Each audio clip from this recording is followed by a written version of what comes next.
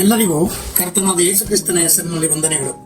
ವಿಷಯ: ಮನುಷ್ಯನು ನಾನು ಶ್ರೇಷ್ಠನು ಶುದ್ಧನು ಎಂದು ಹೊಗಳಿಕೊಳ್ಳುತ್ತಾನೆ. ನೋಡಿ, ಯಾವ ಆಂಗಲ್ನಿಂದ ನೋಡಿದರೂ ಮನುಷ್ಯನು ನಾನು ಶ್ರೇಷ್ಠನು ನಾನು ಶುದ್ಧನು ಎಂದು ಹೇಳುವ ಅವನ ಮಾತುಗಳು, ರೀತಿಗಳು, ನೀತಿಗಳು ಬರೀ ಪೊಳ್ಳುಗಳೇ, ಸುಳ್ಳುಗಳೇ ಆಗಿವೆ. ಈ ವಿಷಯವಾಗಿ ಸತ್ಯವೇದ ಏನು ಹೇಳಿದೆ ಎಂದು ವಾಕ್ಯದಲ್ಲಿ ನೋಡೋಣ. 1ನೇ ಯೋಹಾನ 1ನೇ ಅಧ್ಯಾಯ 8 ಮತ್ತು ಅದರ 10ನೇ ವಾಕ್ಯಗಳನ್ನ ನಾನಿಲ್ಲಿ ಓದ್ತಾ ಇದ್ದೇನೆ. ನಮ್ಮಲ್ಲಿ ಪಾಪವಿಲ್ಲವೆಂದು ಹೇಳಿದರೆ ನಮ್ಮನ್ನು ನಾವೇ ಮೋಸಪಡಿಸಿಕೊಳ್ಳುತ್ತೇವೆ, ಸತ್ಯವು ನಮ್ಮಲ್ಲಿಲ್ಲ. ನಾವು ಪಾಪ ಮಾಡಲಿಲ್ಲವೆಂದು ಹೇಳಿದರೆ ಆತನನ್ನು ಸುಳ್ಳುಗಾರನನ್ನಾಗಿ ಮಾಡುತ್ತೇವೆ ಮತ್ತು ಆತನ ವಾಕ್ಯವು ನಮ್ಮಲ್ಲಿಲ್ಲ ಎಂಬುದಾಗಿ ಬರೆಯಲ್ಪಟ್ಟಿದೆ. ಇದಕ್ಕೆ ಒಂದು ಚಿಕ್ಕ ರೈಟ್ ಇಂಟ್ರಡಕ್ಷನ್ ಕೊಡೋದಾದ್ರೆ, ವಾಕ್ಯದಿಂದ ಒಂದನ್ನು ಸ್ಪಷ್ಟವಾಗಿ ಅರ್ಥ ಮಾಡಿಕೊಳ್ಳಬೇಕಾದ್ದೇನೆಂದ್ರೆ, ವಾಕ್ಯದಲ್ಲಿ ಇರುವುದನ್ನು ಗಟ್ಟಿಯಾಗಿ ಇದು ಸತ್ಯ ಎಂದು ಹೃದಯದಿಂದ ಹೇಳಬೇಕು. ಸತ್ಯ ತಿಳಿದು ಸುಮ್ಮನಿದ್ದರೆ, ವಾಕ್ಯದಲ್ಲಿನ ಸತ್ಯವನ್ನು ತಿಳಿಯದವರು ಸತ್ಯ ತಿಳಿದವರ ಮುಂದೆಯೇ ತಮ್ಮ ತಮ್ಮ ಸುಳ್ಳುಗಳನ್ನು ನಿಜ ಮಾಡುತ್ತಾರೆ. ಯಾರ್ಯಾರು ಯೇಸುಕ್ರಿಸ್ತನೇ ದೇವರು ಸೃಷ್ಟಿಕರ್ತನು ಎಂದು ದೃಢವಾಗಿ ನಂಬುತ್ತಾರೋ ಅಂತವರ ಹೃದಯಗಳು ಪಾಪಗಳನ್ನು ಸಹಿಸುವುದಿಲ್ಲ. ಏನು ಆ ಪಾಪಗಳು ಎಂದು ತಿಳಿಯುವುದಾದರೆ, ವಿಗ್ರಹಗಳ ಪೂಜೆ, ವ್ಯಕ್ತಿ ಮಹಿಮೆ, ಸುಳ್ಳು, ಮೋಸ, ವಂಚನೆ, ಬೈಗುಳ, ಹೊಟ್ಟೆ ಕಿಚ್ಚು, ತಾರತಮ್ಯ, ಇನ್ನು ಮುಂತಾದವುಗಳೇ. ಇಂಥವುಗಳನ್ನೆಲ್ಲ ಮೈಗೂಡಿಸಿಕೊಂಡಂತವರನ್ನು ಪಶ್ಚಾತ್ತಾಪ ಪಡುವುದಕ್ಕೆ ಮತ್ತು ಅಂಥವುಗಳನ್ನು ಬಿಟ್ಟು ಬಿಡುವುದಕ್ಕೆ ಸತ್ಯವೇದದಲ್ಲಿನ ಕರ್ತನಾದ ಯೇಸು ಕ್ರಿಸ್ತನ ಮಾತುಗಳು ಸಹಾಯ ಮಾಡುತ್ತವೆ. ಮತ್ತು ಯೇಸು ಕ್ರಿಸ್ತನೇ ದೇವರು ಮತ್ತು ಸಮಸ್ತ ಸೃಷ್ಟಿಗೂ ಸೃಷ್ಟಿಕರ್ತನು ಎಂದು ನಿಸ್ಸಂಕೋಚವಾಗಿ ಸತ್ಯ ತಿಳಿದವರು ಹೇಳುತ್ತಾರೆ, ಹೇಳಲೇಬೇಕು. ವಾಕ್ಯಕ್ಕೆ ವಾಕ್ಯವೇ ಆಧಾರವಾಗಿ ಧ್ಯಾನಿಸಿದರೆ, ಯಾಕೋಬ 3ನೇ ಅಧ್ಯಾಯ 2ನೇ ವಚನ ಈ ರೀತಿಯಾಗಿ ಬರೆಯಲ್ಪಟ್ಟಿದೆ: ಅನೇಕ ವಿಷಯಗಳಲ್ಲಿ ನಾವೆಲ್ಲರೂ ತಪ್ಪುವುದುಂಟು. ಒಬ್ಬನು ಮಾತಿನಲ್ಲಿ ತಪ್ಪದಿದ್ದರೆ ಅವನು ಪರಿಪೂರ್ಣನು, ತನ್ನ ದೇಹವನ್ನೆಲ್ಲ ಸ್ವಾಧೀನಪಡಿಸಿಕೊಳ್ಳುವುದಕ್ಕೆ ಸಮರ್ಥನೂ ಆಗಿದ್ದಾನೆ ಎಂಬುದಾಗಿ. ಇಲ್ಲಿ ಗಮನಿಸಬೇಕಾದ್ದೇನೆಂದ್ರೆ, ನಾವು ಅನೇಕ ವಿಷಯಗಳಲ್ಲಿ ತಪ್ಪುವುದುಂಟು ಎಂಬುದಾಗಿ. ಏನು ಆ ವಿಷಯಗಳು? ನಮ್ಮ ನಡತೆಗಳ ವಿಷಯವಾಗಿ, ನುಡಿಗಳ ವಿಷಯವಾಗಿ, ವೈಯಕ್ತಿಕ ಹಮ್ಮು ಬಿಮ್ಮು, ನಾನು ಶುದ್ಧ ಅಂತ ಹೇಳೋರಲ್ಲಿ ಸ್ವಲ್ಪ ಇದು ಜಾಸ್ತಿನೇ ಇರುತ್ತೆ. ಇದಕ್ಕೆ ಆಧಾರವಾಗಿ ಇನ್ನೊಂದು ವಾಕ್ಯವನ್ನು ಓದಿದರೆ, ಯಾಕೋಬ 1ನೇ ಅಧ್ಯಾಯ 26ನೇ ವಚನ: ನಿಮ್ಮಲ್ಲಿ ಭಕ್ತನೆನಿಸಿಕೊಳ್ಳುವ ಯಾವನಾದರೂ ತನ್ನ ನಾಲಿಗೆಗೆ ಕಡಿವಾಣವನ್ನು ಹಾಕದೆ ತನ್ನ ಹೃದಯವನ್ನು ಮೋಸಗೊಳಿಸುವವನಾದರೆ ಅವನ ಭಕ್ತಿ ನಿಷ್ಪ್ರಯೋಜನವಾಗಿದೆ ಎಂಬುದಾಗಿ ಬರೆಯಲ್ಪಟ್ಟಿದೆ. ನೋಡಿ, ಗಮನಿಸಿ. ಒಬ್ಬನು ನಾನು ಒಳ್ಳೆಯ ವಿಧೇಯತೆಯುಳ್ಳ ಭಕ್ತನು ಸದ್ಭಕ್ತನು ಎಂದು ಹೇಳಿಕೊಂಡು ತನ್ನ ಮಾತುಗಳಿಂದ ಮತ್ತು ಕ್ರಿಯೆಗಳಿಂದ ವ್ಯಕ್ತಪಡಿಸದೆ ಹೋದ್ರೆ ಅಂತವನು ತನ್ನನ್ನು ತಾನೇ ವಂಚಿಸಿಕೊಳ್ಳುತ್ತಾನೆ. ಮತ್ತು ಇಂಥವರಲ್ಲಿ ಕರ್ತನಾದ ಯೇಸು ಕ್ರಿಸ್ತನ ವಾಕ್ಯದ ಮೇಲೆ ಪ್ರೀತಿನೂ ಇರಲ್ಲ, ಭಕ್ತಿ ಮೊದಲೇ ಇರೋದಿಲ್ಲ. ಈ ರೀತಿ ಇರುವಂತವರು ಜನರು ನೋಡ್ಲಿ ಎಂದು ವಾಕ್ಯಕ್ಕೆ ತೋರಿಕೆ ಪ್ರೀತಿ ಮತ್ತು ಹೇಳಿಕೆ ಪ್ರೀತಿ ಮಾತ್ರದಲ್ಲಿ ಕಾಣಿಸುತ್ತಾರೆ. ಆದರೆ ನಿತ್ಯ ಜೀವ ಕೊಡುವಂತ ಯೇಸು ಕ್ರಿಸ್ತನಿಗೆ ಇದು ಯಾವುದಕ್ಕೆ ಪ್ರಯೋಜನ ಬರುವುದಿಲ್ಲ. ಕಾರಣ, ಯೇಸು ಕ್ರಿಸ್ತನು ಪ್ರತಿಯೊಬ್ಬರ ಹೃದಯವನ್ನು ನೋಡುವ ದೇವರಾಗಿದ್ದಾನೆ. ನೋಡಿ, ನನ್ನಲ್ಲಿ ಪಾಪವೇ ಇಲ್ಲ ಅನ್ನೋರಿಗೆ ವಾಕ್ಯ ಏನು ಹೇಳುತ್ತಿದೆ ನೋಡೋಣ. ರೋಮಾಪುರ 3ನೇ ಅಧ್ಯಾಯ 23ನೇ ವಚನ: ಎಲ್ಲರೂ ಪಾಪ ಮಾಡಿ ದೇವರ ಮಹಿಮೆಯನ್ನ ಕಳೆದುಕೊಂಡಿದ್ದಾರೆ ಎಂಬುದಾಗಿ.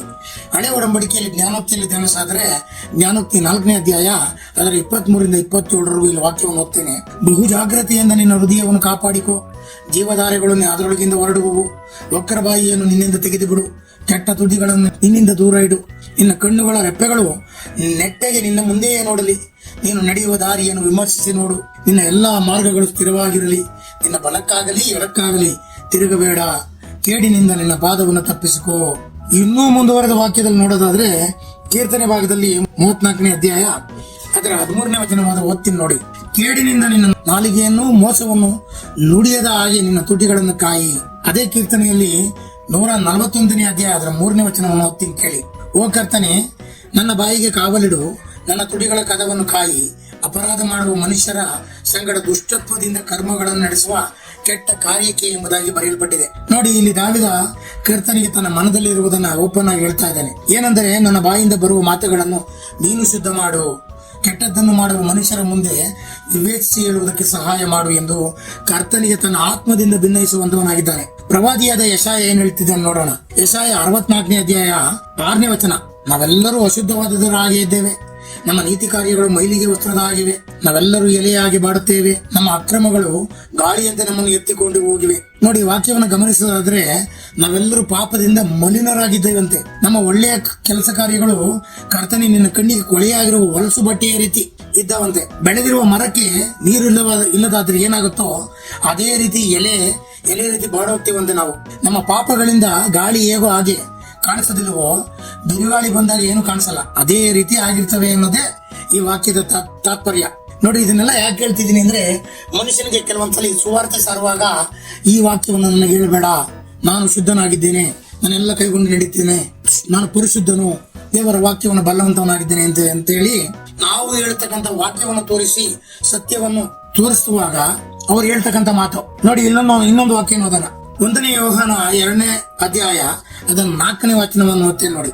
ಒಬ್ಬನು ನಾನು ಆತನನ್ನು ಬಲ್ಲೆನೆಂದು ಹೇಳಿ ಆತನ ಆಜ್ಞೆಗಳನ್ನು ಕೈಗೊಳ್ಳದಿದ್ದರೆ ಅವನ ಸುಳ್ಳುಗಾರನಾಗಿದ್ದಾನೆ ಮತ್ತು ಅವನಲ್ಲಿ ಸತ್ಯವೂ ಇಲ್ಲ ಎಂಬುದಾಗಿ ಬರೆಯಲ್ಪಟ್ಟಿದೆ. ನೋಡಿ, ಕೆಲವರು ಆಗ್ಲೇ ಹೇಳಿದಾಗೆ ನಾನು ಶುದ್ಧ ಪರಿಶುದ್ಧ ಅಂತ ಹೇಳ್ಕೊಂಡು ನಾನಾ ವಿಧವಾದ ಸ್ವಯಂ ವಂಚನೆಗೊಳಗಾಗಿದ್ದಾರೆ. ಅಂದ್ರೆ ದೇವರನ್ನು ನನ್ನ ಬಲ್ಲೆ, ಆತನ ಕ್ರಿಯೆಗಳನ್ನೆಲ್ಲ ನಾನು ನೋಡಿದ್ದೇನೆ, ಪ್ರತಿದಿನ ರಾತ್ರಿ ನನಗೆ ಕನಸು ಬೀಳ್ತವೆ, ಬೆಳಿಗ್ಗೆ ಎದ್ದು ಬಂದು ಬೇರೆಯವರು ನಮ್ಮ ಸತ್ಯ ತಿಳಿದವರ ಮುಂದೆ ಇವ್ರದೇ ಒಣ ಮಾತುಗಳು. ನೋಡಿ, ಮತ್ತೊಂದು ಕ್ರಿಸ್ತನ ವಾಕ್ಯ ಏನ್ ಹೇಳುತ್ತೆ ನೋಡೋಣ. ತೀತ 1ನೇ ಅಧ್ಯಾಯ 16ನೇ ವಚನವನ್ನು ನಾನು ಓದ್ತೇನೆ. ಅವರು ತಾವು ದೇವರನ್ನು ಅರಿತವೆಂದು ಹೇಳಿಕೊಳ್ಳುತ್ತಾರೆ, ಆದರೆ ಅವರು ಅಸಹ್ಯರು, ಅವಿಧೇಯರು, ಸತ್ಕಾರ್ಯಗಳಿಗೆಲ್ಲ ಭ್ರಷ್ಟರು ಆಗಿರುವುದರಿಂದ ದೇವರನ್ನು ತಮ್ಮ ಕೃತ್ಯಗಳಿಂದಲೇ ಅಲ್ಲಗಳೆಯವರು.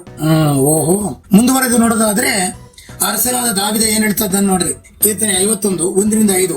ಓ ದೇವರೇ, ನನ್ನ ಮೇಲೆ ಕರುಣೆ ಇಡು, ನಿನ್ನ ಪ್ರೀತಿ ಕರುಣೆಯ ಪ್ರಕಾರ, ನಿನ್ನ ಅತಿಶಯವಾದ ಅಂತಃಕರುಣೆಗಳ ಪ್ರಕಾರ ನನ್ನ ದ್ರೋಹಗಳನ್ನು ಅಳಿಸಿಬಿಡು.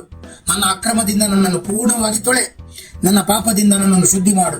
ನನ್ನ ದ್ರೋಹಗಳನ್ನು ನಾನು ಒಪ್ಪಿಕೊಳ್ಳುತ್ತೇನೆ, ನನ್ನ ಪಾಪವು ಯಾವಾಗಲೂ ನನ್ನ ಮುಂದೆ ಇದೆ.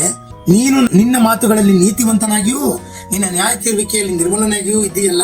ನಿನಗೆ ಮಾತ್ರವೇ ವಿರೋಧವಾಗಿ ನಾನು ಪಾಪ ಮಾಡಿ ನಿನ್ನ ದೃಷ್ಟಿಯಲ್ಲಿ ಈ ಕೆಟ್ಟದ್ದನ್ನು ಮಾಡಿದ್ದೇನೆ. ಇದು ನಾನು ಅಕ್ರಮದಲ್ಲಿ ರೂಪಿಸಲ್ಪಟ್ಟೆನು, ಪಾಪದಲ್ಲಿ ನನ್ನ ತಾಯಿ ನನ್ನನ್ನು ಗರ್ಭದಲ್ಲಿ ಧರಿಸಿದಳು ಎಂಬುದಾಗಿ ಬರೆಯಲ್ಪಟ್ಟಿದೆ.